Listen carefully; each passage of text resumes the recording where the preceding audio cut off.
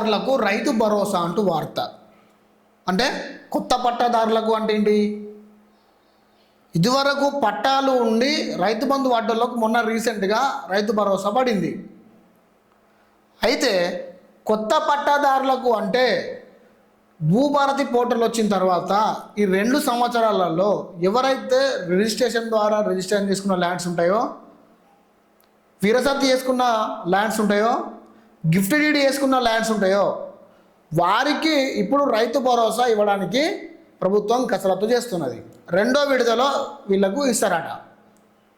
అంటే మొన్న వేసిన రైతు భరోసా కేవలం ఇంతకుముందు రైతు బంధు పట్టాదారులకు మాత్రమే ఎకరానికి పడింది.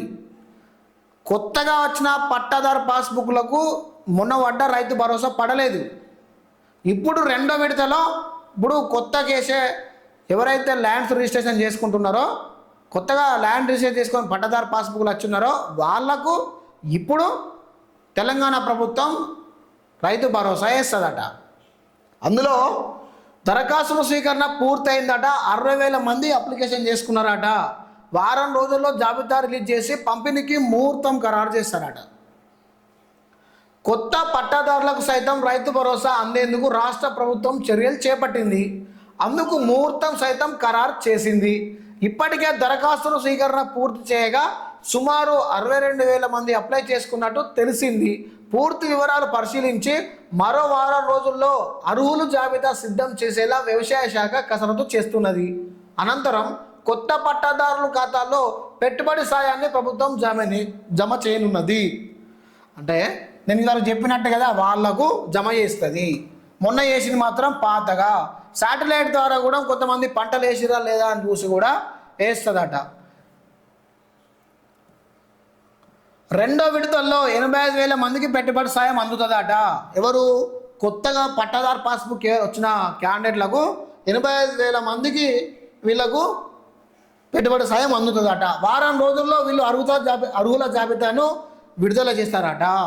రాష్ట్రంలో కొత్త పట్టా పాస్బుక్ కలిగిన రైతులకు 2వ విడత రైతు భరోసా పంపిణీ జరగనుంది. ఈ నెల 25 వరకు కొత్త రైతులకు దరఖాస్తు చేసుకునే అవకాశం ఇవ్వగా చాలామంది సమీపంలో ఏఈఓ వద్దకు వెళ్ళి దరఖాస్తు చేసుకున్నారు. అయితే రైతు భరోసా కొత్త పట్టాదారు పాస్బుక్లు వచ్చిన వాళ్ళు ఏఈల దగ్గరికి పోయి, అగ్రికల్చర్ ఆఫీసర్ దగ్గరికి పోయి మీరు దరఖాస్తు చేసుకోండి అని చెప్పి ప్రభుత్వం చెప్పింది. అయితే ప్రభుత్వం చెప్పినట్టుగా మనోళ్ళపై చాలామంది దరఖాస్తు చేసుకున్నారు. రైతు భరోసా అయితే పడలేదు. ఇప్పుడు 2వ విడతల దరఖాస్తు చేసుకున్న రైతులకు ఇప్పుడు పడుతుందట. ఇప్పుడు పడుతుంది, మీరు కూడా వెయిట్ చేయండి. ఒకవేళ పడకపోతే అగ్రికల్చర్ ఆఫీస్ కాడికి పోయి మీ దరఖాస్తు కరెక్ట్గా స్వీకరించారా లేదా అనేది కూడా మీరు ఏఈని అడగండి. ఇంకొకటి, ప్రభుత్వాన్ని నేరుగా మేము అడుగుతున్న ఆర్ఓఎఫ్ పట్టాలు ఏవైతే ఉన్నాయో వాటికి కూడా ఈ 2వ విడత రైతు భరోసా ఇస్తారా? ఆర్ఓఎఫ్ పట్టాలకు కొత్తగా అయిన వాళ్ళకు కూడా రైతు భరోసా ఇస్తారా? దాని మీద కూడా ప్రభుత్వం క్లారిటీ చెప్పాలి. ఎందుకు అంటే వాళ్ళే కూడా భూములే, వాళ్ళు కూడా పంట సాగు చేసుకుంటున్నారు. కాబట్టి దయచేసి ప్రభుత్వం దీని మీద కూడా చెప్పాలి. అయితే ఎక్కువ మొత్తంలో రైతు భరోసా తీసుకున్న జిల్లాలు ఏవి ఉన్నాయట అంటే నల్గొండ టాప్లో ఉందట.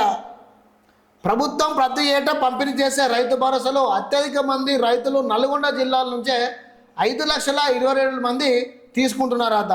అందులో సంగారెడ్డి 2వ పొజిషన్లు ఉన్నాయట, ఖమ్మం 3వ పొజిషన్లు, సిద్దిపేట 4వ పొజిషన్, నాగర్ కర్నూలు 5వ పొజిషన్, కామారెడ్డి 6వ పొజిషన్ ఉన్నదట. అయితే ఇన్ని పొజిషన్లో ఉన్నాయి కదా, మరి మిగతా జిల్లాలలో ఎందుకు పొజిషన్లో ఉండట్లేదు? మిగతా జిల్లాలో ఎందుకు రైతు భరోసా తీసుకోవడం లేదు అంటే నేను చెప్తా ఒకసారి, దీని తర్వాత చెప్తా. ఇప్పుడు కొత్త పాస్బుక్ల వాళ్ళకు విషయం చెప్తా. గత వానాకాలం సీజన్లో రైతు భరోసా కల్పించిన రైతులందరికీ యాసంగిలో కూడా పెట్టుబడి సాయం అందనుంది. ఎలాంటి కోతలు లేకుండా గడిచిన పంటకాలంలో లబ్ధిదారులకు ఉన్న రైతులందరికీ ప్రభుత్వం రైతు భరోసా జమ చేస్తుంది. ముందుగా ఆచార్య జయశంకర్ వ్యవసాయ యూనివర్సిటీ ఆధ్వర్యంలో నిర్వహించనున్న శాటిలైట్ సర్వేతో పంటల వివరాలు తీసుకొని పంపిణీ చేయాలని భావిస్తే అనుకున్న విధంగా పంట సర్వే వివరాలు అందలేదట. అందుకోసమే ఏప్రిల్ 15 నుంచి 20 తారీఖు లోపల పంపిణీ చేసే రైతు భరోసాలో వీరి ఖాతాలో కూడా నగదు జమ చేయనున్నారని చెప్పి ప్రభుత్వం చెప్తా ఉన్నది. మొత్తంగా 3 విడతలలో రాష్ట్రంలో 3 విడతలలో రాష్ట్రంలో రైతు ఖాతాల్లోకి సుమారు 9,000 కోట్ల నిధులు చేరనున్నాయి ఈ కొత్త పాస్బుక్ వాళ్ళకు. ఇప్పుడు మాట్లాడుకొస్తే నేనేమంటున్నా అంటే ఈ శాటిలైట్ సర్వే గురించి మాట్లాడుకుందాం. రెవెన్యూ రికార్డుల్లో ఉన్న వాళ్ళకు కూడా శాటిలైట్ సర్వే చేసి భూములకు భారీగా వ్యత్యాసం ఉండడంతో ప్రస్తుతం సీజన్లో గతంలో మాదిరిగా వేసినట్టు రైతు భరోసా వేస్తుంది. 2025-26 ఖరీఫ్ సీజన్లో కూడా 69,39,548 మందికి రైతులకు ఎకరానికి 6,000 చొప్పున 8,744.13 కోట్లు రైతు భరోసా పథకం కింద నగదు జమలు చేశారు. ఏది ఇప్పుడు మొన్నటి దాంట్లో పాత పాస్బుక్ వాళ్ళకు ఎకరం మాత్రమే, అది 10 ఎకరాలు ఉన్నది 1 ఎకరం మాత్రమే జమ అయింది. అయితే ఇప్పుడు 1,45,73,000 ఎకరాలకు రైతు భరోసా చెల్లించారని కేవలం 9 రోజుల్లో వ్యవధిలోనే సుమారు 9,000 కోట్లు రైతులకు పంపిణీ చేశారు. 1 ఎకరానికే మీరు చేసింది, మిగతా ఉన్నాయి ఇంకా 3 ఎకరాలు 4 ఎకరాలు ఉన్న క్యాండిడేట్ లేరా? 1 ఎకరానికే మీరు పంపిణీ చేసారు. అంత పెద్దగా డప్పు కొట్టాల్సిన అవసరం కూడా ఏం లేదు. అర్థమైందా? ఇప్పుడు ఇది శాటిలైట్ సర్వే ద్వారా చేసిన వ్యవస్థ. ఇప్పుడు టాప్ విషయం చూసుకుందాం. ఇప్పుడు చెప్పిన పేర్లన్నీ టాప్ 5లో టాప్ 6లో ఉన్నాయి. మిగతా జిల్లాలు ఎందుకు ఉండడం లేదు అంటే చెప్తా.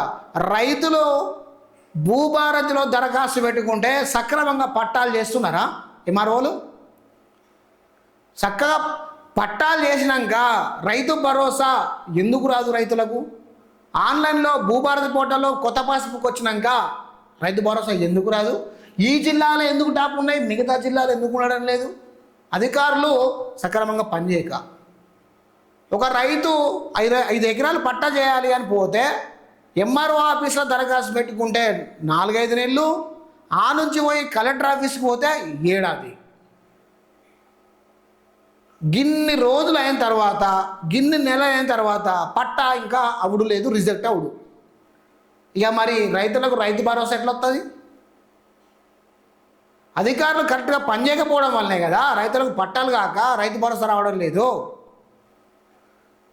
జయశంకర్ భూపాలపల్లి మొత్తమే అట్టడు స్థాయిలో ఉండిపోయింది. జయశంకర్ భూపాలపల్లిలో అధికార యంత్రాంగం కరెక్ట్గా పనిచేస్తుందా? రైతులకు పట్టాలు ఇస్తుందా? ఎంఆర్ఓ కాంచి మొదలు పెడితే ఆర్డీఓ దాకా, సబ్ కలెక్టర్ దాకా, కలెక్టర్ దాకా చేసే పనులు ల్యాండ్ విషయంలో సక్రమంగా చేస్తున్నారా? ఇన్ టైంలో చేస్తున్నారా? ప్రభుత్వం ఏం చెప్పింది? భూభారతి పోర్టల్ ద్వారా రైతులందరికీ సమన్యాయం చేస్తాం, పట్టాలు చేస్తాము అని చెప్పి అన్నది. కానీ ఒక్కొక్క ఎకరం పట్టా చేయాలంటే ఏడాదికి చేస్తాము అని చెప్పలేదు. ఈ అధికారులు కూడా అట్లనే వ్యవహరిస్తున్నారు. పట్టాలు చేయాలి అంటే సాకసుకాలు చేస్తున్న లేదు. ఎంఆర్ఓ ఆఫీసులల్లా తిరిగి లాస్ట్కి వచ్చినాక సబ్ కలెక్టర్ దగ్గరకు పోతే సబ్ కలెక్టర్ దగ్గర పోయే వరకు ఉన్న చెప్పులు కాస్త అరిగి కొత్త చెప్పులు కొనే పరిస్థితికి వస్తుంది. ఆయన ఏమైనా తర్వాత ఏం చెప్తాడు? పిన్ టు పిన్ ఇటు దింపి దాని మళ్ళీ ఆడ పెడతాడు. ఒక ల్యాండ్ పట్టా చేయాలంటే జీపీఓ వెరిఫికేషన్ చేస్తాడు, జూనియర్ అసిస్టెంట్ వెరిఫికేషన్ చేస్తాడు, ఆర్ఐ వెరిఫికేషన్ చేస్తాడు, ఎంఆర్ఓ వెరిఫికేషన్ చేస్తాడు, డిప్యూటీ ఎంఆర్ఓ వెరిఫికేషన్ చేస్తాడు. వీళ్ళందరూ వెరిఫికేషన్ చేసి కలెక్టర్ ఆఫీస్ దగ్గర పోతే మళ్ళీ ఏదో ఒకటి వెళ్ళి అని చెప్పి పెన్సిళ్ళు బట్టి పెన్నులు బట్టి రాసుడు, పెండింగ్ అని పెట్టుడు. మరి వీళ్ళందరూ వెరిఫికేషన్ ఎందుకు చేస్తున్నారు? పని లేకనా? మళ్ళీ మరి చెప్పు, ఎందుకు చేస్తున్నారు వీళ్ళందరూ? గుడ్డుగా గడ్డిగా చేస్తాను మీరు అందరు పని. మరి అసలు కలెక్టర్ ఆఫీస్ నుంచి ఎవరైతే అధికారి ఉన్నాడో అన్ని కావాలి అన్న అధికారి, ఆ అధికారిది మొత్తం వచ్చి వెరిఫికేషన్ చేసుకొని పట్టదారు పాస్బుక్లు తీసుకొని పోరి. అప్పుడు రైతులకు చేయరు. వీళ్ళందరూ వెరిఫికేషన్ చేసినాక ఆయన రిజెక్ట్ కొడతాడు. మరి సరే రిజెక్ట్ కొట్టినావు, ఏడాది ఉంచుకున్నావు, మరి ఆ పైసలు రీఫండ్ కొట్టు. మరి ఎందుకు కొడతలేవు? అంటే గవర్నమెంట్కి ఆదాయం పోవాలి, నీకు జీతం రావాలి, కానీ రైతులు మాత్రం నాశనం కావాలి. అంతేనా? ఇదేనా అసలు కథ? గిట్ల జరుగుతుంది. ఇక కొత్త పాస్బుక్లకు రైతు భరోసా అన్నాడు, 2వ విడత వస్తుంది, చూసుకుంటూ ఉన్నాడు.